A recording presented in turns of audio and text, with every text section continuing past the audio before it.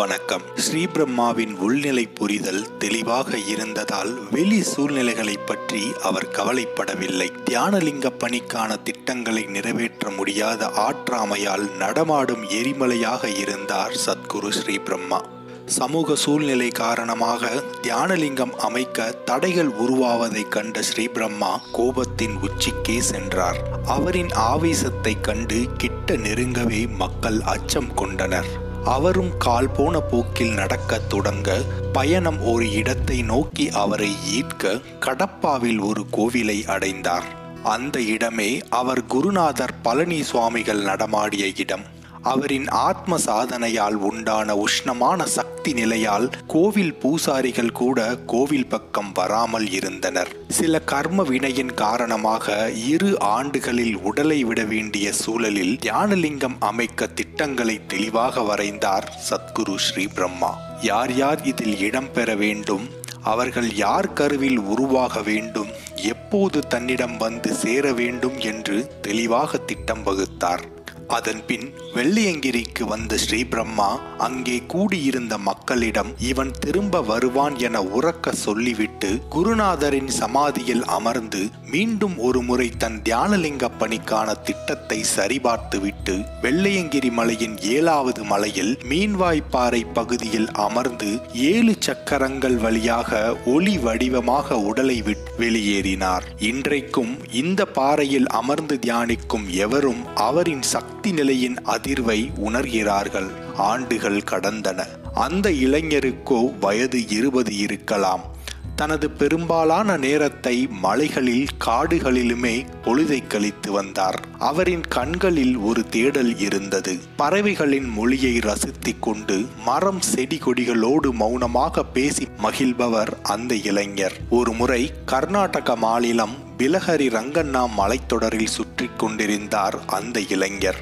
விடாது பெய்த கடுமையான மழை, சேற்றிலும் சகதியிலும் சிரமப்பட்டு நடந்து கொண்டிருந்தார். நல்ல பசி.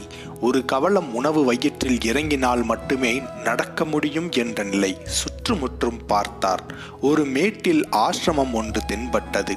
பசிக்கு பாவமில்லை என்று சேரும் சகதியுமாக இருந்ததை பற்றி சிறிதும் கவலைப்படாமல் சிரமப்பட்டு ஆசிரமத்தை அடைந்தார். உடல் முழுவதும் சகதியோடு பார்ப்பவர்களுக்கு அச்சம் தரும் நிலையில் ஆசிரமத்துக்குள் ஒரு இளைஞன் நுழைவதை பார்த்த துறவி சுவாமி நிர்மலானந்தா வேக வேகமாக வெளியே வந்தார்.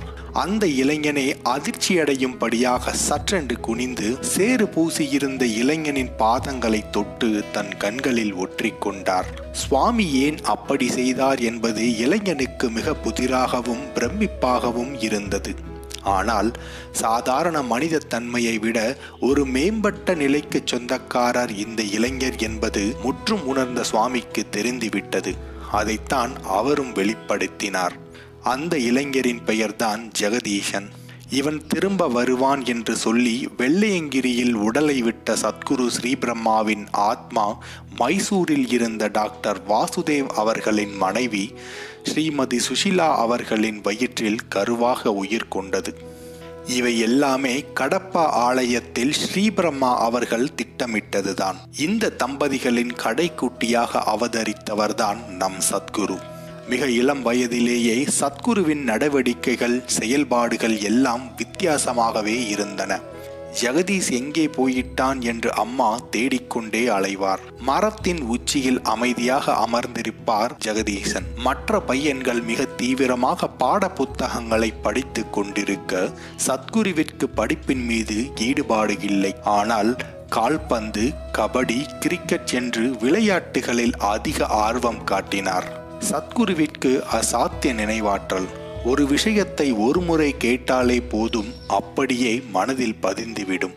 எனவே கேட்டதை வைத்தே பரீட்சை எழுதி தேர்வாகி உயர் வகுப்புகளுக்கு சென்று கொண்டிருந்தார். பாட புத்தகங்களை மரத்தின் கீழே வைத்துவிட்டு உயரே கிளையில் எப்போதும் அமர்ந்திருக்கும் சத்குரு பள்ளி மணி அடித்து வீட்டுக்கு போகும் ஆர்வத்தில் எழும் பிள்ளைகளின் ஆரவாரத்தை கேட்டுத்தான் வேறு ஒரு உலகத்திலிருந்து திடுக்கிட்டு எழுவது போல் கண்களை திறந்து கீழே இறங்கி வருவார். பிள்ளையின் இந்த போக்கை பற்றி மிகவும் கவலைப்பட்டனர் அம்மாவும் அப்பாவும். அவரின் அம்மா இறைபக்தி மிக்கவர். தனது இளம் வயதிலேயே நந்திமலையில் ஒரு ஞானியிடம் தீட்சை பெற்றிருந்தார். எனவே அந்த வகையில் அம்மா மீது அதிக பிடிப்பும் மரியாதையும் சத்குருவிற்கு இருந்தது. எப்போதும் மரத்தின் மீது அமர்ந்து இந்த உலகத்தை மறந்து வேறொரு தளத்தில் அமர்ந்திருக்கும் சத்குருவை பார்க்கும் போதெல்லாம் அவரின் தந்தையாருக்கு பெரும் கவலை மனதில் சூழ்ந்து கொண்டது. படித்தால்தான் டாக்டராக முடியும் எனும் தனது கனவை சத்குரு மனதில் விதைக்க முயற்சித்தார் சத்குருவின் தந்தை. அவரின் ஆசை நிறைவேறியதா? அடுத்த வீடியோவில் சந்திக்கலாம்.